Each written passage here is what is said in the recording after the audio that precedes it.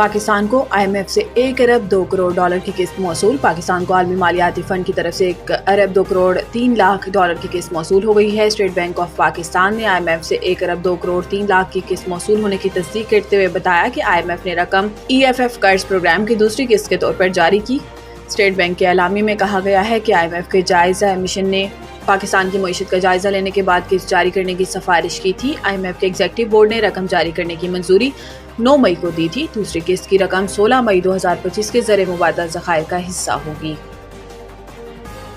ممکن ہے امریکہ پاک بھارت رہنماؤں کو عشائیہ پر اکٹھا کر لے۔ امریکہ کے صدر ڈونلڈ ٹرمپ نے دورہ سعودی عرب میں گفتگو کرتے ہوئے کہا کہ پاکستان اور بھارت کے تعلقات میں بہتری آ رہی ہے۔ ممکن ہے امریکہ ان ممالک کے لیڈروں کو ایک جگہ جمع کر لے۔ ٹرمپ نے کہا کہ کچھ ہی روز پہلے میری انتظامیہ تشدد کے بڑھتے واقعات رکوانے کے لیے تاریخی جنگ بندی میں کامیاب ہوئی، اس لیے تجارت کو بڑی حد تک استعمال کیا۔ صدر ٹرمپ نے بتایا کہ انہوں نے دونوں ملکوں کی قیادت سے کہا کہ آئیں ڈیل کریں، کچھ تجارت کی جائے، نیوکلیئر میزائل نہ چلائیں، ان چیزوں کی تجارت کریں جو آپ بہت عمدہ بناتے ہیں۔ امریکی صدر نے کہا کہ دونوں ممالک کے پاس بہت طاقتور، مضبوط اور ذہین لیڈر ہیں۔ جنگ رک گئی ہے، امید ہے آگے بھی ایسا ہی رہے گا۔ اگر یہ جنگ نہ رکتی تو اس میں لاکھوں لوگ مر سکتے تھے۔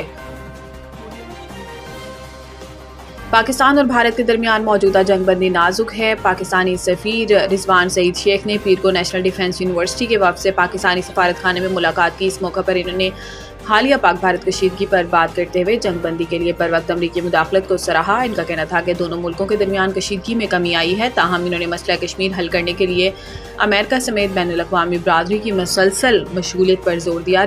رضوان سعید شیخ نے سنتاز معاہدے کے حوالے سے پاکستان کے عزم کا اعادہ کرتے ہوئے یک طرفہ اقدامات کے خلاف انتباہ دیا جس سے علاقائی استحکام اور غذائی تحفظ کو خطرہ ہو۔ سفیر پاکستان نے کورس کے شرکاء کو کامیابی سے اہم کورس کی تکمیل پر مبارکباد پیش کی۔ یہ کورس اعلیٰ سول اور فوجی افسران کی تربیت کے لیے مرتب کیا جاتا ہے، جس کا مقصد سینئر افسران کو اعلیٰ ذمہ داریوں کے لیے تیار کرنا ہوتا ہے۔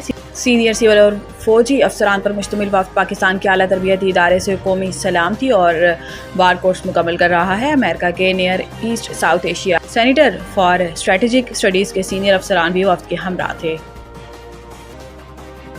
کراچی کے صارفین کے لیے بجلی سستی کرنے کی درخواست نیپرا میں جمع۔ فیول پرائس ایڈجسٹمنٹ سے صارفین کو 6 ارب 79 کروڑ روپے کی ریلیف کا تخمینہ ہے کہ الیکٹرک نے ساتھ ہی مکمل ریلیف صارفین کو منتقل نہ کرنے کی بھی درخواست کر دی۔ کہ الیکٹرک نے نیپرا سے درخواست کی ہے کہ الیکٹرک کی پاور پلانٹس کی سٹارٹ اپ سمیت مختلف مدوں میں 14 ارب 60 کروڑ روپے کی رقم زیر التوا ہے، جس میں سے نیپرا نے نومبر سے جنوری کی فیول پرائس ایڈجسٹمنٹس میں سے 9 ارب 40 کروڑ روپے الگ کر لیے ہیں اور یہ رقم کراچی کے صارفین کو نومبر سے جنوری تک ملنے والے ریلیف سے کاٹی گئی ہے۔ مارچ کی فیول پرائس ایڈجسٹمنٹ کے ریلیف سے بھی رقم کٹوتی کی درخواست کی ہے۔ یاد رہے کہ کراچی کی مختلف 7 کاروباری تنظیمیں الیکٹرک کے مطالبے پر نیپرا کی طرف سے فیول پرائس ایڈجسٹمنٹ کی ریلیف میں کٹوتی کی مسلسل مخالفت کر رہی ہیں۔ نیپرا کی الیکٹرک کی درخواست پر 22 مئی کو سماعت کرے گا۔